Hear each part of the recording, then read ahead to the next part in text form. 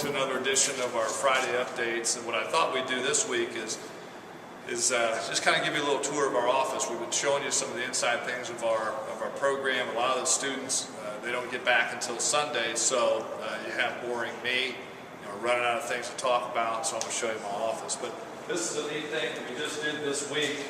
We added this week. It's kind of the history of our program. We dressed up the outside of our offices here, our newly renovated offices, and highlight some of the things in our program. A lot of our first-round draft picks, Mickey Morandini, way back when, championship ring. Got our Team USA, Alex Dickerson, a lot of team things.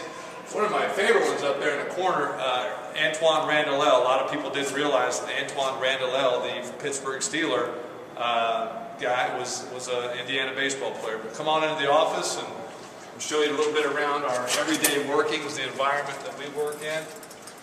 You come in here and you're greeted by our secretary, Joanna, who's on break. The war room, as we call it. Coach Neal, hard at work. You can see like that. If you look at it, he's so hard at work. He wasn't even going to turn around. But this is Coach Neal operates out of here. This is we can't show you the recruit board because that information is highly classified. So we walk through here. We got a little reception lounge for our parents, recruits, players that come in and talk. We get back into Coach Greenspan's area in here. You can see Ben. We always identify Ben with food and his Xbox 360, which that kills late hours in the evening if we're stuck here at the office, and we are a staff of Black Ops. But we'll come into my office here. I think an interesting note with this office, and people don't and get a kick out of it, but this is Bob Knight's old office, and everyone who walks in says, "If walls could talk."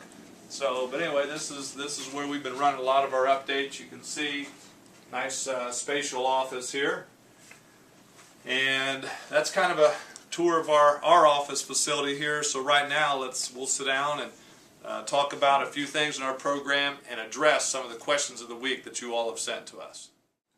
All right, Coach, now we've seen the facilities in your office. We're sitting down, relaxing a bit. Let's get into it right away. Less than 50 days to the season opener. What does the team do, a Division I college baseball team, from now until that date? Well, first, our kids are still on their break, and they'll get back this weekend. And really, from there, we go into our individual workouts, our strength and conditioning.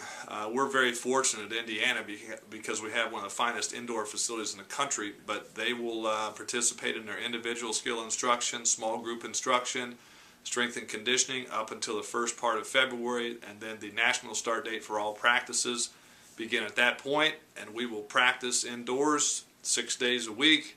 Mandatory 1 day off a week for our guys, and then we'll open up I think it's the third weekend in February. So it's pretty much it's go time from the time they report back this Sunday.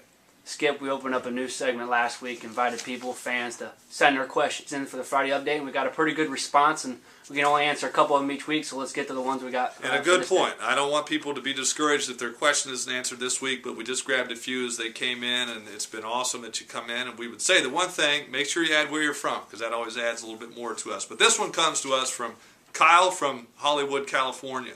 First of all, I must say I love the Friday updates. Thank you, Kyle. Not only does it allow everyone, especially people like myself out on the West Coast, to get a view of what's going on in Indiana baseball, it keeps the spirit alive now during the off season. Very nice observation, Kyle.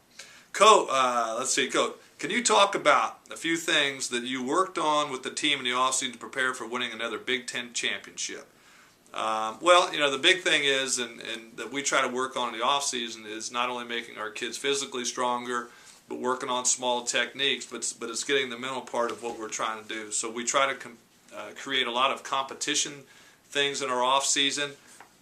We believe big time here that it's not only about skill development and all that, but you got to be a competitive person, and so we really work on that. And then Kyle also, with the season opener just around the corner, a tough preseason schedule before Big Ten. Can you elaborate on the mental preparation of the first-year players? That is always an adjustment. Good observation again, Kyle. But yeah, it's the challenge for most young guys coming into a program is they haven't gone through a 56-game schedule.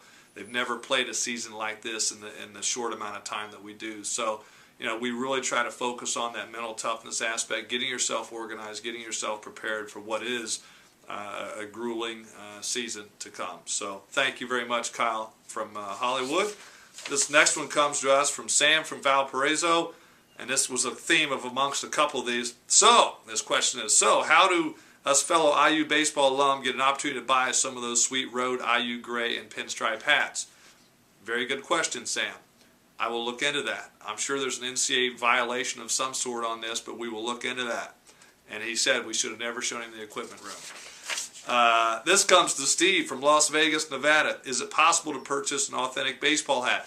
I will answer you, Steve, the same way that I did Sam. I will look into that. If there's any way we can do it, by all means we will, because we want Indiana baseball out there. This one comes from Ross from Poway, California. I only know one Ross from Poway, California, and I think Dickerson's dad's name is Ross, but this Ross from Poway, and why isn't my kid playing shortstop? Well, Ross, your kid's left-handed to start with.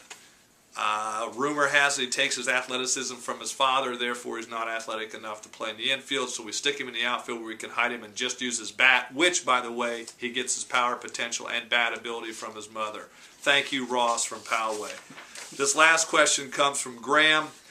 Graham, we don't know where you're from on this one, but Graham, hey, Coach Smith, what are the most important things you look for in a baseball player when recruiting them to Indiana? I'm going to have to defer to that because I don't think we can talk recruiting necessarily on our website. But I would just say this in general terms. We look for quality people that are good students, and you got to be able to play the game a little bit. But all good questions, and we look forward to more questions of the week. And as the kids get back on Sunday, we'll be sure to have some interesting segments for all of you to follow. But again, thanks for all of you on the Indiana following the Indiana Friday updates, and keep those questions rolling. And remember to put where you're from, because I want everybody out there to see that that we're getting out there nationally and we're having a good time with this. So thanks again, and we'll see you next week.